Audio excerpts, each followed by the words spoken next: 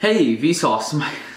So today I'm going to be answering the question of how is or why has fashion just gotten so expensive? Like if you think about it, anything that looks decently nice or anything that is from a higher class brand costs so much money, and why is that different than anything else you could just buy at Walmart or anything else? Like why are these items more expensive and why are they allowed to be more expensive? And today I'm going to be answering that question in this video, so I hope you guys will enjoy it. I'm really just going to get straight into it. Might as well just take this off, but I hope you guys will enjoy this video. Go ahead and subscribe below if you're new, and also drop a like in this video. Let's even go for 300 likes in this video. I think it'll be a great goal, and I'd appreciate if we hit that goal. But anyways, let's get started. So my first reason on why fashion has gotten so expensive from these higher class brands is just because they're allowed to price things higher than the rest. But why exactly does it matter? If Louboutin and all these other brands are allowed to price their things so high, why can't Walmart or any other brands like H&M price their stuff much higher than these designer brands? Well, luckily this isn't a very hard question to answer. The reason is because, you know, fashion is just like diamonds in my opinion, because diamonds actually aren't that rare. If you guys did not know, diamonds are just considered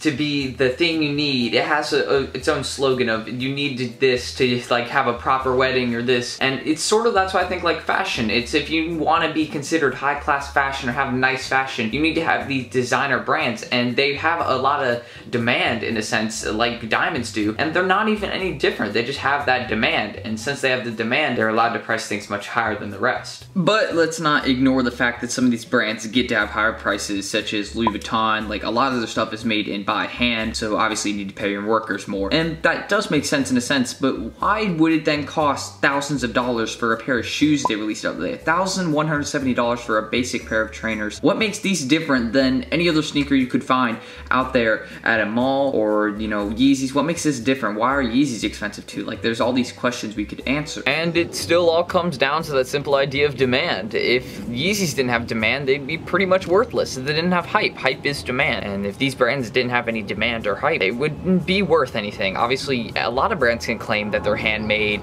or screen printed or anything else, but they have to have the hype and demand. So how would a brand actually gain this hype and demand? What makes them stand out? And that's sort of the question we're gonna answer that makes them so expensive. And we did already discuss that, you know, handmade is a big thing, you know, but again, anybody can claim, you know, oh, our stuff's handmade, so it's more valuable. That's not true. You have to gain hype from somebody or somehow, and Yeezys actually have a pretty simple story. Kanye West made a sneaker, and he was a pretty big rapper at the time, and he still is now. Hence, they eventually gained this hype because people were like, oh, I want to get this sneaker. It looks like this. It's cool. It's different. And Yeezys were considered extremely ugly at first. So how did they really gain this fashion statement? They got the popularity from Kanye, and then they simply just sort of etched their way into fashion, and they became popular. The sneaker that could be really overpriced, but still sell.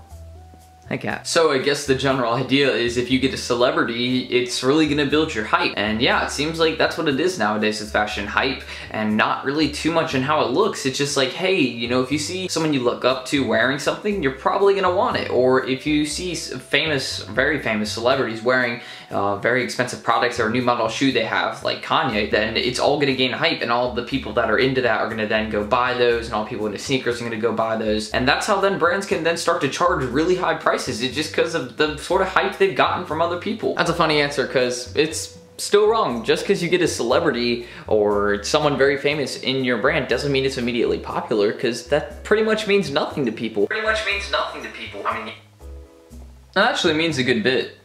People care. I mean, yeah, maybe their favorite celebrity wearing something is a big deal, but it's not just that. There's so many factors that actually play into it, and celebrities may be one, but if you just get one celebrity to wear your brand, it's not gonna make it instantly popular. So even if any brand got someone like Kanye or someone that's very big, has a big influence in fashion, just because they get someone that's very influential in fashion doesn't mean they're gonna be instantly popular. They actually have to be different. Now, what I mean by different is unique. Wait, but Tristan, nobody's unique in 2018. That doesn't make any sense. Well, that's actually wrong. None of these brands would even be here if they didn't have something unique about them. Luckily, that part's actually right. You do need to be unique, and you do need to be different, and if you're able to do those things, get somewhat hype from maybe celebrity endorsement or anything, you can be successful. But it's not easy to be different. Like one brand that's definitely sprung up because they were unique is OffWhite, and you know, they were different and they gained some hype by collaborating with another big brand, Jordan. And by doing this and making the Jordan 1 Off-White, they gained a lot of hype from that, and also just collaborating with Nike in general and making that whole 10 collection. That was very popular, and that sort of started it for them, in my opinion. They were already there, but that's what made them extremely popular. So actually collaborating with any general streetwear brand like Nike, that's pretty general to the public, it will really boost your popularity because it gets it out to more people. So to keep it simple and finish up, if you look up the success story of pretty much any brand in 2018,